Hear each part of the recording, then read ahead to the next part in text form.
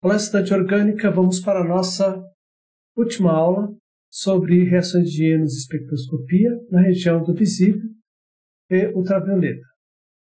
Na aula passada falamos sobre reações de adição eletrofílica de íons isolados, de íons conjugados, o controle termodinâmico versus o controle cinético, além de exercícios propostos resolvido.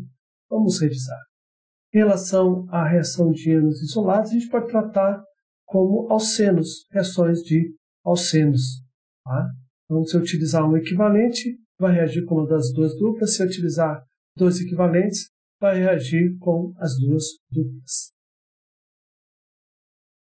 Quanto ao díeno conjugado, esse já tem uma diferença. Por quê? Se utilizar um equivalente do meu reagente, nós vamos ter dois tipos de produtos diferentes. O produto de adição 1,2 e o produto de adição 1,4. Então, por quê? Porque agora nós temos um sistema conjugado. E esse sistema conjugado é que influencia nesses produtos 1,2 e 1,4. Então, utilizando 1 mol, 2 mols vai adicionar nos dois. Mas utilizando somente 1 mol, aí então vamos ter os produtos de adição 1,2 e 1,4, seja com ácido bromídrico, seja com bromo, o sistema conjugado, tá? E o sistema conjugado ele começa com o primeiro carbono sp2 do díeno e termina com o último carbono sp2. E aí a gente vai definindo. Então, o que mostra aqui, ó, então, forma primeiro um carbocátio, esse carbocátio ele gera um outro carbocátio, mas como contribuinte de ressonância por deslocalização de elétrons π, e aí esses dois carbocátios formados é que vão gerar o produto 1,2 e o produto de adição 1,4. Tá? Dependendo do carbocátio formado, aí então quem vai ser o carbono 1 do sistema conjugado e o carbono 4, aí então tem que ser avaliado. Então, por exemplo, vai formar aqui mostra bem claro. Eu poderia ter adição nesse aqui e formar um carbocátio alílico terciário. E a adição poderia ocorrer aqui e formar um carbocátio alílico secundário. Então, qual vai ser o carbono 1 desse sistema conjugado? Aquele que der o par, tá, de carbocátions mais estáveis. Então, entre o carbocátio alílico terciário, carbocátio alílico, o carbocátio alílico secundário, carbocátio alílico, então, vai ser aquele que vai gerar o carbocátio alílico terciário. Então, no sistema π, tá, vai ter aqui o sistema conjugado, né? Vai ter aqui esse como carbono 1 e não esse aqui. Tá? Então, esses produtos de adição 1,2 normalmente são chamados de produto cinético, tá? E o de 1,4 também pode ser chamado de produto termodinâmico. Isso vai fazer diferença quando tem essa diferenciação de produto cinético e termodinâmico, porque a temperatura vai influenciar um ou outro. Menores temperaturas vai ser mais interessante quando para o produto cinético. Maiores temperaturas vai ser mais interessante para o produto termodinâmico. Isso por quê? Porque o estado de transição é diferenciado. Como o estado de transição para o produto de adição 1,2 ele é a energia, né, do estado de transição é menor, ele se forma mais rápido. Enquanto a energia do estado de transição do produto termodinâmico é maior, então ele se forma, tá, não se forma tão lentamente, precisa de mais energia no sistema. Em compensação, a energia do produto 1,2 ele é maior e a energia do produto 1,4 é menor, portanto o produto 1,4 ele é mais estável. Então é um produto termodinâmico, tá, termodinamicamente mais estável. E então a gente trabalha aqui, se o controle for cinético, as reações vão ser irreversíveis, tanto para levar um produto quanto para levar para outro produto. E obviamente aquele que se forma mais rápido vai ser o produto majoritário. Agora, se o controle for termodinâmico, pelo menos uma das reações tem que ser em equilíbrio. Obviamente, então a gente vai ter um produto, vamos assim, mais estável, porém que precisa de maior energia. Enquanto esse aqui, ele, mesmo de forma mais rápida, ele está em equilíbrio. Havendo mais energia no sistema, ele tende a voltar ao intermediário e levar ao produto C, mais estável termodinamicamente. Tá? Então, isso já comentei ali, né? O termodinâmico ele é mais estável que o termodinâmico, tá? E o cinético que se forma mais rapidamente. A temperatura vai influenciar de forma diferenciada, por exemplo, mesmo um precipitativo com HCl, a 45 graus, ele está em controle cinético. Já com HBr, ele está em controle termodinâmico. Isso tem a ver com a ligação que vai se formar depois. Então, a ligação carbono-cloro, lá no produto, precisa de muito mais energia para ela ser rompida. Então, precisa de temperatura mais alta. Enquanto com a ligação carbono-bromo, já a 45 graus, ela já tende a se romper, favorecendo o produto termodinâmico. Tá? Nesse caso aqui, então, a gente tem aqui o produto cinético, o produto termodinâmico, mas o que acontece para eles serem assim? Então, a resposta do produto cinético, ou de adição 2, por que ele é um produto cinético, tem a ver, tá? Não tem a ver com o carbocátio que é formado em adição. Não. Tem a ver com o efeito de proximidade. Porque quando ocorre a formação do carbocátio, tá? O halogênio formado ele está mais próximo àquele carbocátio e mais distante ao outro carbocátio, tá? Que, assim, por deslocalização de elétrons se forma. A gente está pensando aqui no contribuinte como uma entidade real, mas na verdade é um híbrido. Então teria uma carga positiva aqui e uma carga positiva aqui, mesmo assim ele está distante. Tá? E aí, então, nesse caso, é o efeito de proximidade que define o produto cinético. Tá? Enquanto que o produto termodinâmico tem a ver com a dupla formada. Duplas mais substituídas são mais estáveis. Duplas menos substituídas são menos estáveis. Então, se a dupla formada for mais estável, então a gente tem ali, podemos definir ali, tá? Que é o produto termodinâmico, que nem sempre vai ser o produto de adição 4, pode ser o produto de adição 2, que é o caso aqui, ó. Ele é tanto o produto cinético quanto o produto termodinâmico. E o produto de adição 4 não é cinético e nem termodinâmico. Então, o 1, 2 sempre vai ser o cinético. Agora, o produto termodinâmico vai depender da dupla formada. Exercício proposto para resolvido. Então, nós vamos falar sobre espectroscopia ultravioleta e visível, tá? Os espectros de ultravioleta e visível, falar especificamente sobre ultravioleta e visível também, a luz ultravioleta e protetor solar, pensando aí em uso de protetor solar, a lei de Beer-Lambert, a base para falar nesse tipo de espectroscopia, e como se faz a medida, tá, no UV visível, o efeito da conjugação sobre o comprimento de onda máximo, vai ver o que é isso, e o espectro no visível e a cor, a relação, tá, do espectro e a cor. Antocianinas, aí, uma classe de compostos coloridos, né? A utilização do espectro de UV visível e exercícios propostos. Espectroscopia de ultravioleta e visível. A espectroscopia, então, ela estuda a interação da matéria com a radiação eletromagnética. Tá? A interação, quando a matéria interage com a radiação eletromagnética, daí vem, tá, a espectroscopia, tá, que é especificamente o estudo da interação. Tá? Aí, várias técnicas utilizam dessa interação matéria e radiação eletromagnética. Então, o ultravioleta visível, que nós vamos estar estudando de forma superficial, tá, nessa aula, o infravermelho, né? No caso do ultravioleta visível, tem a ver com duplas ligações conjugadas. Enquanto o infravermelho, tá, aí se estuda pensando especial a interação da radiação infravermelho com a matéria e é estudado pensando em identificar as funções orgânicas, tá? Funções químicas do composto. E a ressonância magnética aí é a interação com o campo, tá, eletromagnético.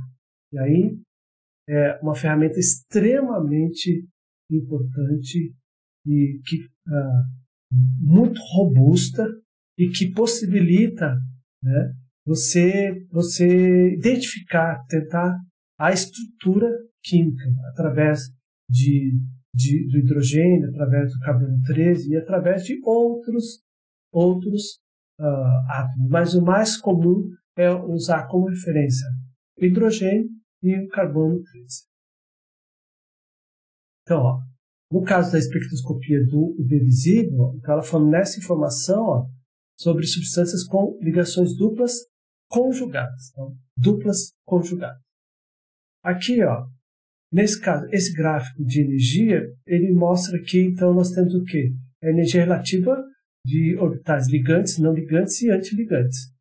E nos interessa essas transições aqui. Então, como a gente está falando de ligações duplas, está falando especificamente da ligação π. Uma dupla é uma ligação sigma e uma ligação π. Então, essa ligação π é que é o nosso foco de interesse. E aí, então, quando o elétron ele é excitado para um nível de energia maior, essa excitação pode sair, por exemplo, de π para o π estrela antiligante. Então, do π ligante para o π antiligante. Mas pode haver excitação de um par de elétrons não ligantes e até o orbital ali π antiligante. Então, são essas duas transições que nos interessam. A transição de par de elétrons não ligantes para π antiligante, tá? Então, não ligantes, π ligante, e elétrons π para π antiligante. Tá? Pode ser. Nesse caso aqui, então, a luz ultravioleta visível tem a energia de promover um elétron, até mais que um, tá? De um orbital de menor energia para outro orbital de maior energia, como nós vimos naquele gráfico. Tá? Então, dependendo da energia necessária para essa transição, tá? A molécula ela vai absorver luz ultravioleta ou luz visível. E aí, então, se ela absorver luz ultravioleta, então nós vamos obter um espectro de ultravioleta.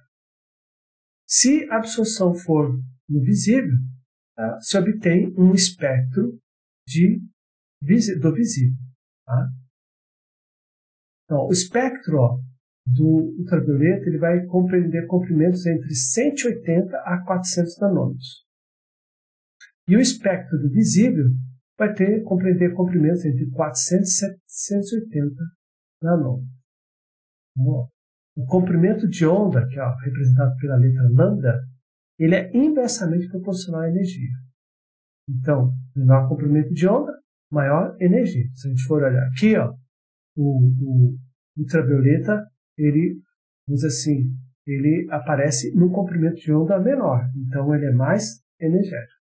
O visível já no comprimento de onda maior, então ele é menos, tem menor energia, que é o que mostra aqui. Então, ele é inversamente proporcional.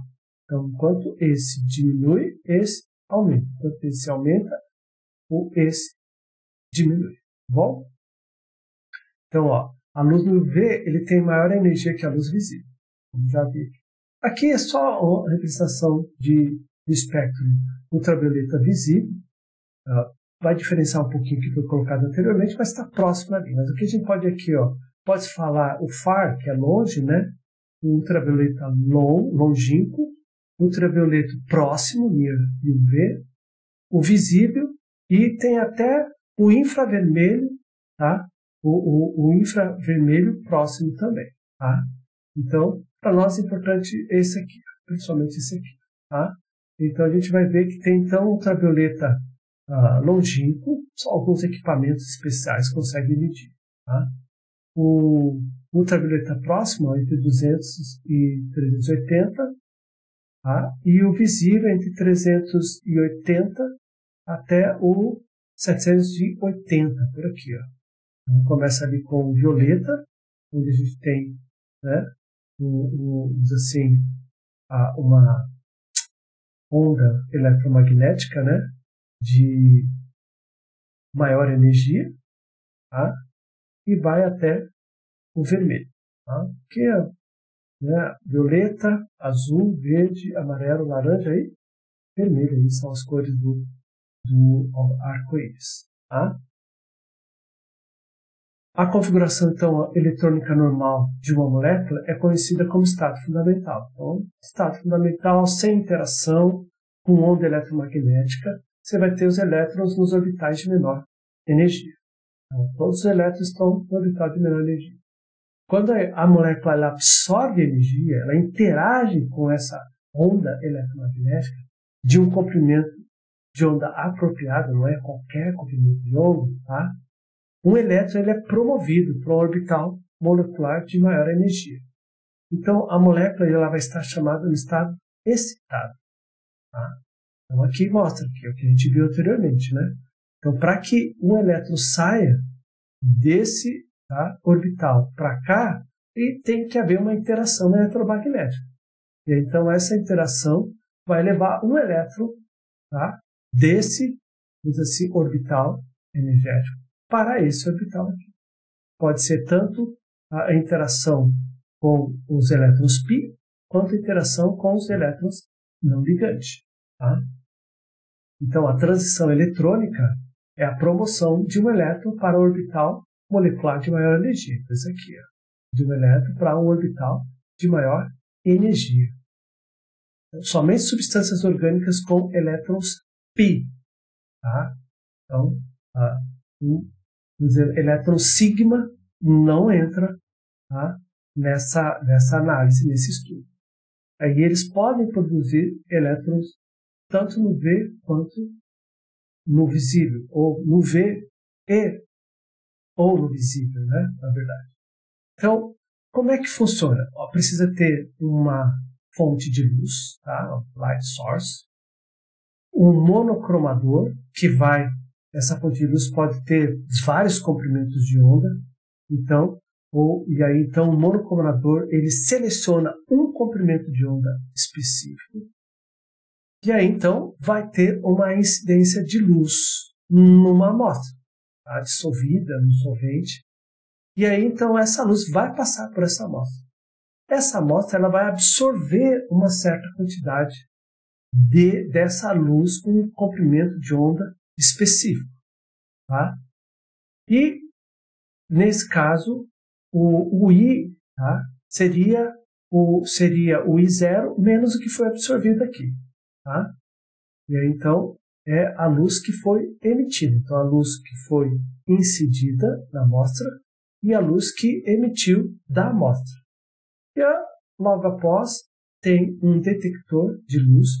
E esse detector de luz vai gerar um espectro, tá? Que pode ser de ultravioleta ou de visível. Vai depender onde esse espectro sai aqui, tá?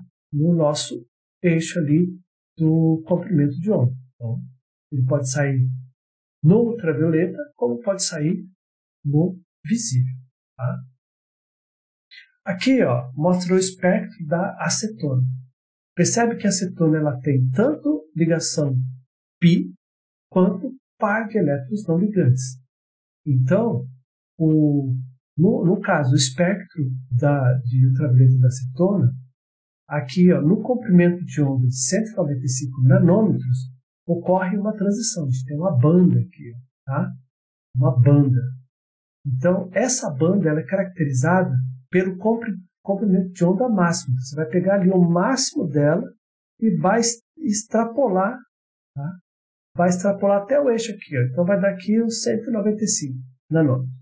Então, ela é identificada, então, por isso que é o comprimento de onda máximo, porque existem outros comprimentos de onda, mas o importante é o comprimento de onda máximo que se pode ter. Tá? E aí, então, esse comprimento de onda máximo Por ele ser muito intenso, eu já sei que é uma transição pi-pi-estrela. Tá? E aqui, ó, de novo, então agora a gente tem uma outra banda aqui, ó, e aí um comprimento de onda, tá? Um comprimento de onda em 274 nanômetros. Só você extrapolar aqui, ó, o máximo dessa banda aqui, tá? Para o eixo aqui vai dar aqui os 274 nanômetros. E a intensidade dela nos diz o que é? Que é uma transição N-pi estrela. Lembrando, a energia necessária para pi estrela é maior do que N-pi estrela no gráfico que foi apresentado anteriormente. Então, esse seria um gráfico da acetona. Tá? Da acetona em condições, numa solução especial. Tá? E o gráfico é de absorbância, isso é importante. Então, o gráfico está indicando o quanto foi absorvido pela amostra. Então, cromóforo, então, é a parte da molécula que absorve luz no visível ou ultravioleta. Tá? Então, compostos que possuem o mesmo cromóforo, eles vão ter aproximadamente o mesmo lambda da massa. Aqui, por exemplo, ó, são estruturas bem diferentes. Mas, ó, todos eles têm o mesmo cromóforo. Ó, pode ver aqui, ó, C dupla e o anel benzênico. C dupla e o anel benzênico. E conjugados entre si. Aqui, esse aqui tem essa dupla aqui, mas não vai influenciar muito. Então, no final das contas, todos eles vão dar aproximadamente o mesmo comprimento de onda máxima, lambda máximo, porque eles possuem o mesmo tipo de cromóforo. Tá? Então, nesse caso aqui, diz assim, o resto da estrutura vai ser difícil para saber, mas tem como certas situações. Né? Eu sei que se eu estou trabalhando com uma estrutura dessa daqui, é óbvio que eu não vou pensar numa dessa, numa dessa, numa dessa. Agora, se eu não sei qual é a estrutura que eu sei a parte do cromóforo. O resto eu preciso de outras técnicas. Na verdade, se trabalha com várias técnicas para se descobrir uma estrutura especificamente. Tá? Luz ultravioleta e protetor solar, que a gente sabe, isso é muito falado, tá? Que é a pessoa se cuidar da exposição do sol, utilizar protetor solar. Por quê? Por causa da luz ultravioleta. Né? Eu adianto que existem também o chamado, né, uma fobia do sol, solarfobia, né? Uma fobia do sol. Também isso é problemático, tá? Porque hoje, como se passa aí, né, na mídia em geral, até os especialistas, né, médicos, né, é como se você deveria se esconder do sol. Na verdade, você deve utilizar o sol, se expor ao sol, tá? Por causa da vitamina D, que é tão importante. Então, o uso do protetor solar deve ser com sabedoria. Se esconder do sol totalmente não é uma boa ideia. Tá? Mas a luz do sol, então, tem aqui a ultravioleta A, que é entre 315 e 400 nanômetros, então ela é de baixo risco para danos biológicos, tá? Tem ultravioleta B, veja que já tem um comprimento de onda menor, então a energia maior, 290 nanômetros a 315 nanômetros, tem alto risco enquanto a dano biológico. E tem ultravioleta C, que vai de 180 a 290 nanômetros. Esse tem alto risco biológico. Bom, o ultravioleta C, ele não chega, tá? Não chega basicamente na superfície terrestre, graças à camada de ozônio. Então, nós temos camadas protetoras, tá? e que ela evita que esse tipo de radiação chegue a nós. Porém, o UVA e o UVB chega. Tá? E o UVB, incrível que pareça, ele é importante para a produção da vitamina D. Então, você ficar exposto ao sol naquele pior horário, que é ali das 10 até as 2, né? Alguns minutos, tá? 10, 15 minutos, não é de todo mal. Tá? Pessoas que têm deficiência de vitamina D precisa pensar na possibilidade de se expor um pouco ao sol. Na verdade, todos nós precisamos. Tá? praticamente 70% da população tem deficiência de vitamina D. Ela tem muito a ver com a imunidade da pessoa, é extremamente importante para a nossa saúde. Mas, pensando em proteção, vai lá para a praia, vai ficar um tempão, né? Aí, então, existem substâncias que possibilitam essa proteção. E, por exemplo, ali o ácido paramidobenzóico, o PABA, tá? Ele é mais especializado aqui no ultravioleta B, me parece, tá? Não tanto no ultravioleta A, mas no ultravioleta A também é importante se proteger. Aí existem outros aí que protegem tanto quanto o VA quanto o VB. Quando você pega um protetor, é bom ver o fator de proteção dele, tanto para o VB quanto para o VA. Normalmente então, focam primeiramente no VB, mas depois você vai ver um fator de proteção também para o VA. Então aqui, ó, o Padimato OO, tá? Essa estrutura aqui também possibilita essa proteção, tá? E o Gibtan F também, tá? Protege tanto o VA quanto o VB. Aí existem roupas protetoras que protegem da radiação ultravioleta, tá? Então, a exposição excessiva ao sol realmente é problemática. Então, é interessante utilizar quando se for expor totalmente, né, durante muito tempo. Mas pouca exposição é benéfica. Tá? Então vamos aí falando sobre uma lei, né, a lei de Lambert-Beer, ou de Beer-Lambert. Né? Então o que é essa lei? Ó? Então a absorbância depende da concentração da amostra e do comprimento de luz que passa pela amostra. Tá? Então aqui nós temos aqui o A, que é a absorbância. A absorbância, então, ela é um logaritmo da intensidade de luz que entra na amostra e a intensidade da luz que sai da amostra. Então, a radiação que entra e a radiação que emerge da amostra. Tá? Então, o C aqui da fórmula é a concentração em mol por litro da substância na solução. O L, que é o comprimento da célula, que vai ser feita a medida em centímetros. E o E é uma absorptividade molar, que é litro por mol vezes centímetro. Tá? O que é absorptividade? Absortividade molar. Tá? Ela é uma constante, tá, da substância e é característica da substância em um comprimento de onda específico. Mudou o comprimento de onda, muda o valor da constante, mesmo que seja a mesma substância. Ok, então, demonstrando aqui, então, a gente pode ver aqui a cuba, né, em que é feito esse tipo de medição. Tá? Você coloca a amostra ali dentro e aí passa-se ali dentro do equipamento ali, a luz, tá? Com um comprimento de onda específico. Tá? Se a medida for no visível, pode ser, tá? Pode ser uma cuba de vidro mesmo. Agora, se for no ultravioleta, tem que ser uma cuba de quartzo. A absortividade molar, ela pode ser observada pela absorbância, né, de uma solução de 1 molar numa célula de 1 centímetro de comprimento de caminho. Então, a absortividade da acetona a 195 nanômetros, 9.000. E a 274, 13,6. Então, nesse caso aqui, tá? Então, o solvente utilizado também tem que ser reportado. Tá? Nesse caso aqui, então, dependendo do solvente,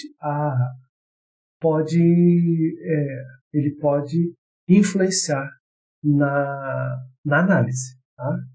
Então, aqui, por exemplo, o comprimento de onda máximo, 195 nanômetros, a absortividade 9.000 em hexano. Tá? Aqui seria a interação π estrela. E aqui já a interação, né, N π estrela, que é o par de elétrons não ligantes. E o lambda máximo, o comprimento de onda máximo, em 274 nanômetros, então a gente vai ter aqui a absortividade máxima 13,6 em hexano. Então, somente ele é declarado. Tá? Devido à absorbância ser proporcional com a concentração, tá? Então, quanto maior a concentração, maior a absorbância, tá? A gente pode determinar a concentração se a absorbância e a absorptividade molar a um determinado comprimento de onda for conhecido. Então, sabendo isso, então a gente pode calcular, inclusive, concentração. Isso é muito interessante. As transições NP estrela, ela apresenta pequena absortividade molar. Então, elas são difíceis de detectar. Tá? Já as transições PIP estrelas apresentam intensidades bem interessantes quanto à absortividade molar. Então, elas são muito mais usadas na espectroscopia UV-Vis. O modo de medida, então, basicamente, é uma luz incidente com um determinado comprimento de onda. Tá? Ela passa pela amostra, uma cuba, que vai ter uma solução ali. E aí, então, parte dessa luz é absorvida. Então, aí a gente vai ter uma intensidade diminuída. Tá? Essa absorção, tá? Direto, se eu fizer, tá? A intensidade que sai para a intensidade que entra, divide uma pela outra, nós temos o que é chamado de transmitância. Se eu quero a absorbância, que é o que a gente tem falado até agora, aí seria o menos o logaritmo natural da transmitância. Tá? E aí dá para ver bem aqui em termos, tá, de um gráfico, né? Um gráfico de transmitância. Pode ver aqui, então você tem os sinais de cima para baixo indicados. E o caso, o espectro de absorbância, a gente tem, tá, as bandas, né, para cima. Tá? Então, se utiliza bastante a absorbância. E ela já é uma medida mais interessante, até para cálculo de concentração. Aqui, só para vocês conhecerem aqui, esse aqui é o Carrier 600 tá? Da Agilent. Então, a medida é feita no equipamento, pode ser feita no equipamento desse, onde se levanta essa tampa, coloca-se ali aquela cuba, e aí se faz as medidas de UV-Vis, tá?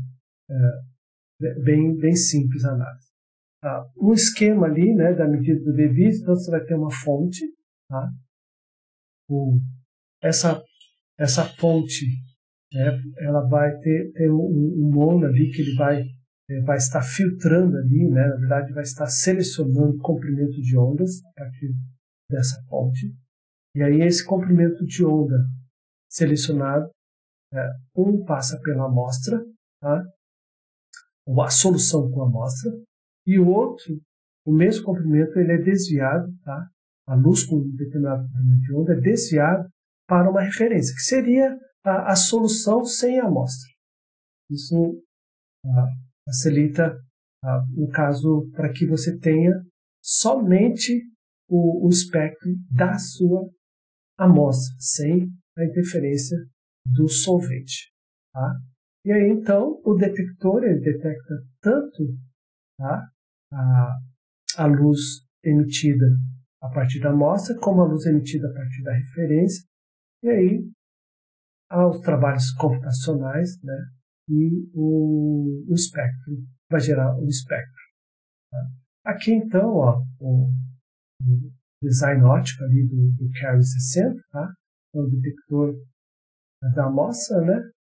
E o compartimento que é colocado ali a cuba, então passa a luz aqui, tá? Passa a luz aqui, então ocorre aqui diversos desvios, tem o monocromador, né? O monocromador aqui, a lâmpada de Shannon, né? Vai emitir ali, o monocromador e passa pela amostra, tá? E aí então ele detecta aí, tá? Tem o detector de referência aqui também, tá? Então, é mais ou menos assim, um equipamento, num certo sentido, relativamente simples, com muitos espelhos e monocromadores, né, para selecionar um comprimento de onda específico. E aí, na verdade, o que se faz? Você vai ter uma lâmpada que vai emitir vários comprimentos de onda. O monocromador ele vai selecionando os comprimentos de onda, para que você tenha um comprimento de onda aqui. E aí ocorre uma varredura, tá, de diversos comprimentos de ondas, para daí a gente ter a análise. Tá? Bom, o efeito de conjugação. Quanto maior a conjugação, maior a interação, tá, da luz com essa amostra. Aqui, por exemplo, a acetona a gente já viu que ela tem interação N-pi estrela, que é o par não ligante, né? O elétron do par não ligante, estrela, e o pi estrela. Tá? Deu aqui o lambda máximo N-pi estrela 274 nanômetros e o pi estrela 195 nanômetros com suas absortividades molares. Se, por exemplo, for ligado um grupo vinila, então, da acetona, a gente partir para o metilvinil cetona, olha o que acontece com o comprimento de onda. Tá? Ele aumenta de 274 para 331 nanômetros. E olha a absortividade molar. Ela aumenta também. Mesma coisa na interação pi estrela, 195 para 203. E a absortividade molar de 9.000 para 9.600. Então, o efeito da conjugação ela tende a aumentar tanto o comprimento de onda da amostra quanto a absortividade molar. Tá? Então, esse gráfico aqui ele mostra isso. Então, os elétrons com π não conjugado. Então, a gente vai ter aqui, tá, a variação de energia, tá, para elétrons π não conjugados. Vai ter uma energia, né, maior. Então, eu preciso aqui de um comprimento de onda menor.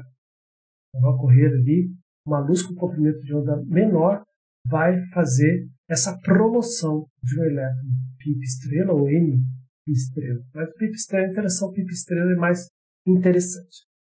Agora, quando nós temos elétrons π conjugados, o que acontece? Essa energia, a energia necessária para promover um elétron do orbital π para o π estrela, ela é menor.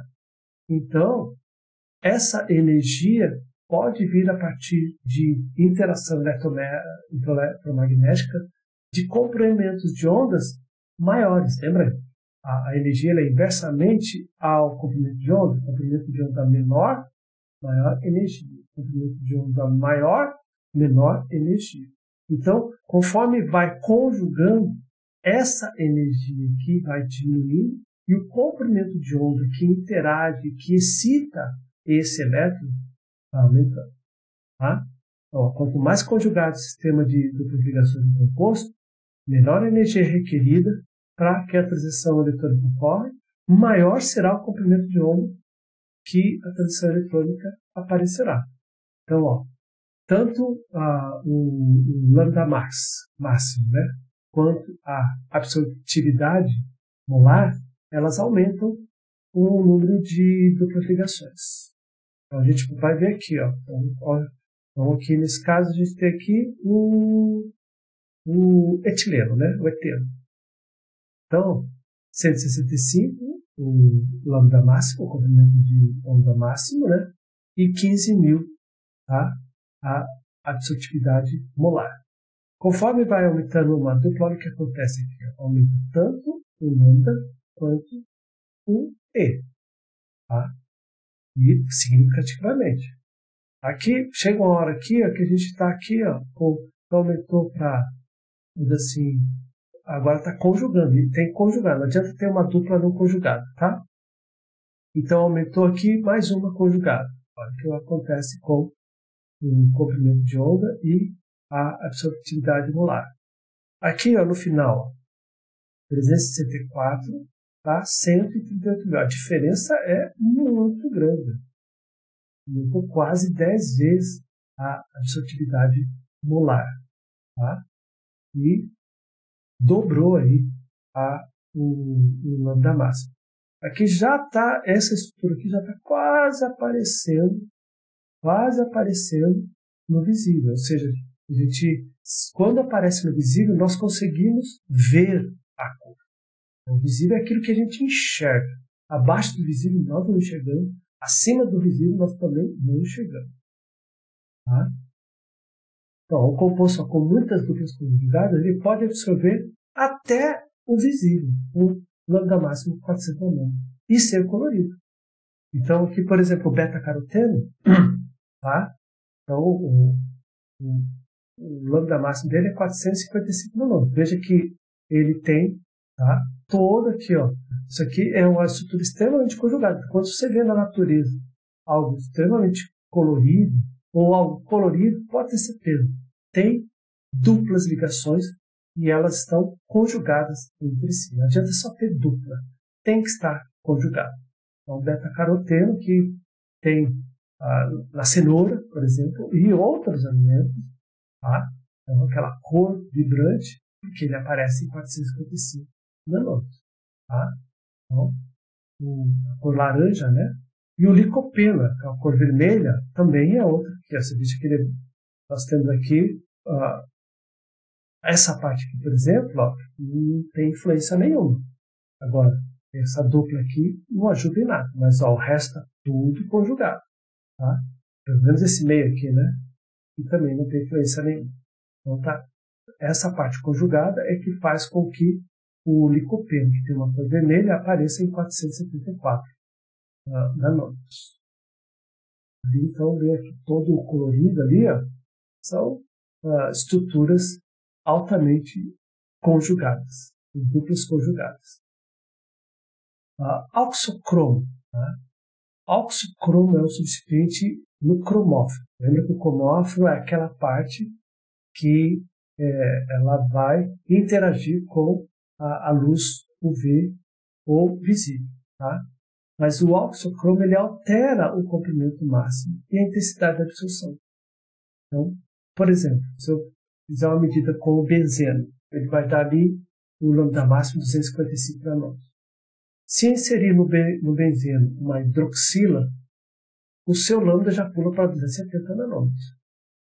Se reagir com um ácido ou com uma base que retirar esse hidrogênio aqui, o hidróxido, por exemplo, aí já aumenta mais ainda, porque agora a gente já tem, né, mais um par de elétrons não ligantes interagindo com um anel, aumentando a densidade eletrônica no anel. Tá? Então, o 287. Anilina, por exemplo. Anilina, 280 nanômetros. Se essa anilina for colocada no meio ácido, ela vai ser protonada. Ao ser protonada, ela perde esse par de elétrons ligantes, que esse par de elétrons ele tende a se deslocalizar para o anel, aumentando a densidade eletrônica. Ao perder o par de elétrons ligantes, olha o que acontece. Então, vai para 254 nanômetros. Então, esse grupo auxocrômico, tá? Auxocromo, ele pode interagir, tá? Ele pode interagir tanto aumentando o comprimento de onda, quanto baixando o comprimento de onda. Só como curiosidade, tá? No caso, quando esse grupo ele leva assim, aquela estrutura para comprimentos de ondas maiores, a gente diz que ocorreu um deslocamento batocrômico. Tá?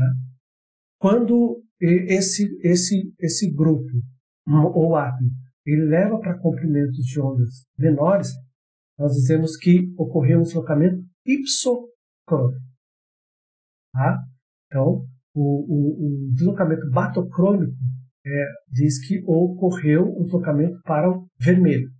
O deslocamento ipsocrômico diz que ocorreu um deslocamento para o azul. Tá? Para o azul. O efeito batocrômico ele aumenta a intensidade da absorção. E o efeito ipsocrômico diminui a intensidade. Então, afeta a absortividade molar, para mais ou para menos. Tá? Então,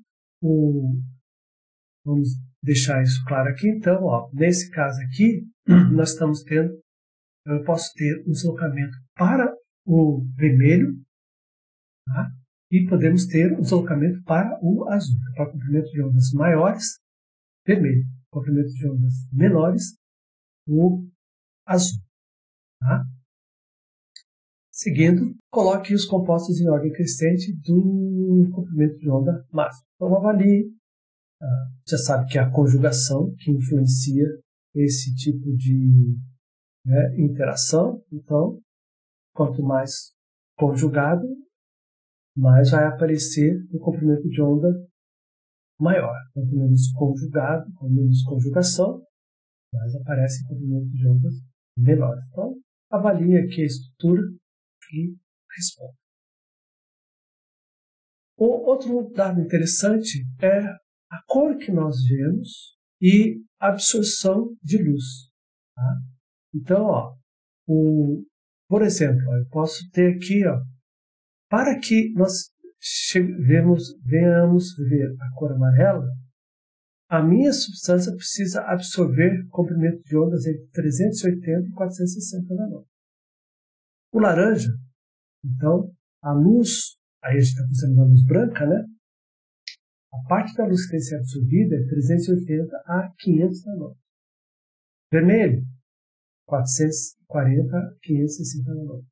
O roxo, 480 a 670 nanômetros. E o azul, 540 a 650 nanômetros. E o verde, duas faixas, entre 380 e 420 e 610 e 700.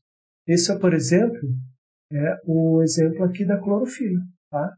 Então, o verde que nós vemos na clorofila, ela absorve esses comprimentos, duas faixas de comprimento de onda, para que nós venhamos ver o verde. Tá? Mas por que absorve? Se você vai lembrar, a clorofila utiliza a luz para produzir o oxigênio. Tá? Então, o que interessa para a síntese fotoquímica, né? Tá? A fotoquímica ali da clorofila são essas faixas de comprimento de onda. Então, a cor verde nós enxergamos por conta dessa absorção. Então, até para reação existe um comprimento de onda específico. Não é qualquer comprimento de onda, uma reação fotoquímica precisa de um comprimento de onda específico para ocorrer. Não é qualquer comprimento de onda. Tá? Então, a clorofila A e a clorofila, tem a clorofila A e B. A única diferença entre elas é que R, tá? A gente está vendo R aqui, tá? Cadê o R? Aqui, R. Um é metila e o outro é uma formila. Tá? Uma formila. Dentro dessa ideia do espectro visível e a cor, esses grupos ato-benzeiros são importantes. Normalmente eles são utilizados para corantes. Por quê? Porque eles possibilitam, aumentam a conjugação de anéis benzênicos. É uma reação que é possível, que é aprendida na orgânica 2. Tá? E aí, então, esse anel aqui, que já tem a sua conjugação, ele conjuga com o grupo azo, que por sua vez conjuga com esse anel. Então, essa ampliação, tá, da conjugação é que possibilita cores como o laranja, cores como o amarelo. Então, você veja que há pequenas diferenças aqui na estrutura. Esse aqui é um grupo, né, mais retirador de elétrons, tá? Enquanto aqui tem um grupo que doa elétrons para o anel, tem par número aqui, mas isso faz toda a diferença aí em termos da cor. Tá? Mas, de novo, tem que haver conjugação, duplas anéis conjugando, e aí então nós vamos ter a interação da luz com essas estruturas. Nós vamos enxergar no visível, ultravioleta, aí só utilizando equipamento especial. Tá? Exercício proposto, IPH 7, um dos íons abaixo é roxo e o outro é azul. Um é roxo, o outro é azul.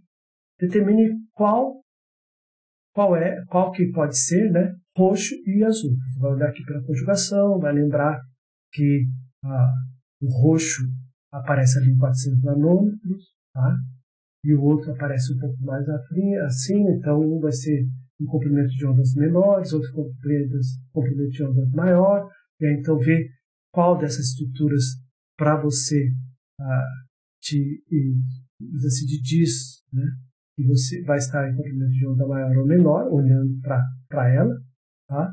E aí, então, defina. Isso aqui é o roxo, isso aqui é o azul. Isso em pH 7. Qual seria a diferença na cor dos compostos abaixo em pH 13? pH 13, se lembra que onde tem par não ligante, é meio ácido, vai ser protonado, tá? Como vocês viram anteriormente também. E aí, então, vai ocorrer o quê? Vai ocorrer que efeito? O efeito, tá? Um deslocamento batocrômico ou ipsocrômico, tá? Então, aí então vai para mais para vermelho ou mais para o azul, para comprimento de ondas maiores ou menores, e assim por diante, tá? Então, é possível responder essa pergunta nessa ciência. Antocianinas, é uma classe de compostos cloristas que é bem interessante. Ó. A antocianina, ó, ela tem 3 anéis aqui, ó, conjugados, tá? E você pode encontrar aí ela na cor vermelha, na cor azul, na cor púrpura, tá? O rosa, né? E aí, então, se ela for dissolvida em água, for exposta à água, tá? Dissolvida em água, pelo menos, né? Pode acontecer que há uma quebra da conjugação desse anel aqui com esse anel. Então, essa quebra de conjugação ela é tão grande que você já não enxerga a cor. Ela passa a ser incolor. Tá? O ataque aqui da água, aqui, ó, nesse carbono aqui especificamente, tá? E aí, então, quebra a conjugação desse anel com o resto da estrutura. Então, essa quebra, ele já vai, se eu fizer a análise, ele já não vai aparecer na região do visível, vai aparecer na região do ultravioleta. Tá? Então, por isso que quando a gente pega, por exemplo, o repolho, né? O repolho roxo, coloca ele, aquece bastante, aí ele vai ter uma cor característica. E se você colocar em meio ácido, você vai ter uma cor, em meio básico vai ter outra cor, em meio neutro vai ter outra cor. Então acaba servindo como um indicador, tá? Um indicador natural de pH, tá? Porque essas reações que ocorrem em meio ácido, meio básico, podem quebrar a conjugação ou aumentar a conjugação, tá? O meio ácido aqui vai atender aqui, ó, vai reagir aqui com a hidroxila sai e volta para cá, Então, é possível sair desde de uma cor intensa a uma cor totalmente, assim, sem cor, na verdade, né? Incolor. Tá? A utilização, então, do espectroscopia de UV-Vis, então, medir a velocidade de uma reação, por exemplo. Então, a gente tem aqui o nitretano, o hidróxido, tá? E aí produz o ânion nitretano, que vai capturar próton aqui. Tá? Nesse caso, eu sei que eu consigo determinar a concentração do ânion nitretano nesse comprimento de onda de 240 nanômetros. Então, se eu regular o medicamento para que ele emita só esse comprimento de onda, é possível analisar essa reação, tá? Quando ela começa e quando ela termina. Nesse caso aqui, então, nós temos aqui o reagente e o produto. Então, o que se espera? Se espera que no primeiro momento não tenha nada do ânion nitrometano. E depois, quando a reação acabar, eu tenha em total o valor máximo de ânion nitrometano. Então, eu vou ter uma constante, porque vai aumentar a concentração e eu vou ter a concentração máxima dele naquele meio reacional. Então, ó, o nosso gráfico fica assim. Ó. Então, vou trabalhar com a absorbância, né, que é a melhor. A absorbância não é interessante para esse tipo de medida. Né? Então, no primeiro momento, eu vou ter praticamente zero do ânion nitrometano. Ele vai, com o passar do tempo, vai aumentando a sua concentração e depois eu tenho você já produziu todo o ânion nitrometano esperado, então eu tenho uma constante. Então eu posso utilizar, tá, a espectroscopia UV-Vis para esse tipo de análise. O equipamento que mede ultravioleta também mede o visível. Tá? Então, isso a gente fala espectroscopia UV-Vis, que não está na região do visível, mas está na região do ultravioleta. Mas a técnica é UV-Vis. Tá bom? Estimar a redução do piruvato do NADH. Agora que já é diferente. Agora eu quero o NADH, ele, tá, usando a lactase dehidrogenase, né, vai reduzir ali o piruvato para o lactato. Tá? Então, eu sei que eu posso medir ali a concentração do NADH a um comprimento de onda de 340 nanômetros. Então, nesse caso já é diferente. O NADH começa 100%. Com o tempo ele vai sendo consumido, vai diminuindo. Então vai chegar uma hora que o NADH vai praticamente a zero. Tá? E aí então a nossa medida vai ficar assim. Vai ser uma medida, tá, que vai de um máximo para um mínimo. Aqui, por exemplo, quando se atingir uma constante, não importa se chegou em zero ou não, tá? Essa constante indica o quê? Parou de reagir. Então, é uma técnica bem interessante para controlar esse tipo de reação. Aqui, determinar o pKa de uma substância. Então, se o pKa tem relação com o pH, está ali entre 0 e 14, né, é possível fazer essa medida. Basta, por exemplo, eu posso utilizar uma substância que eu consigo medir ela no comprimento de onda de 287 nanômetros. Então, agora, conforme ela é produzida. Então, no primeiro momento, eu tenho uma baixa concentração. Conforme vai ocorrendo essa reação, tá? Ácido-base, né? Então vai ocorrendo uma troca ali, ela vai perdendo ali, né? Vai perdendo ali o seu próton ali, né? Então, aqui é uma reação ácido-base. E aí, então, vai chegar no momento que vai ter uma constante, então a reação foi. Nesse caso aqui, o meio da curva, tá?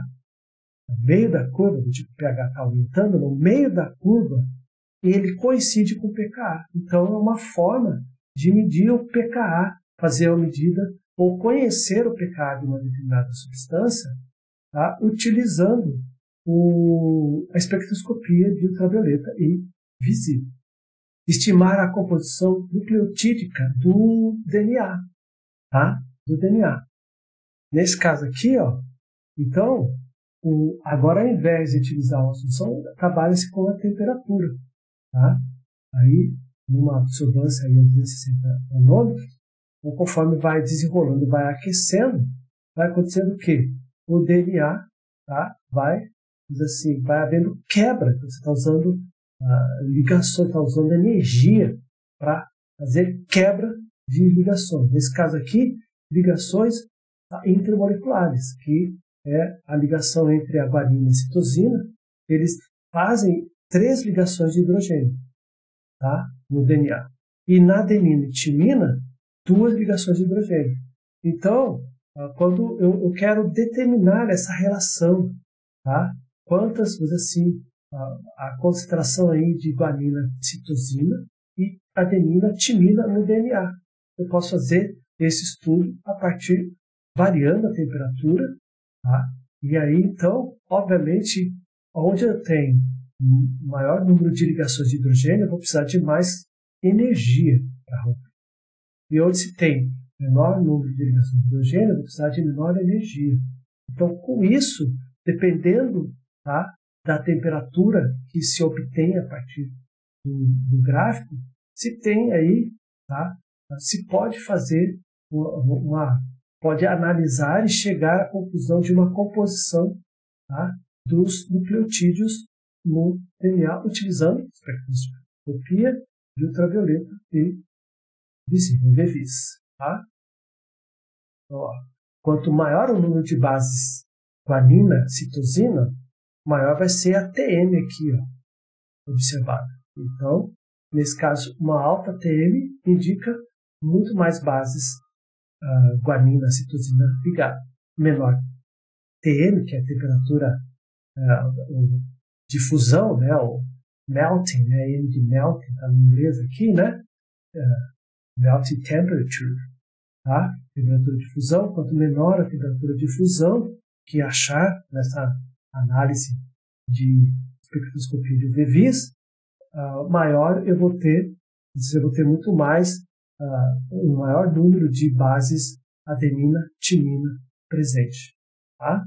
Então, é uma ferramenta bastante versátil, bem interessante. Referência bibliográfica, né? Paula Bruch ali, Química Orgânica volume 1, Danke fürs Zuhören.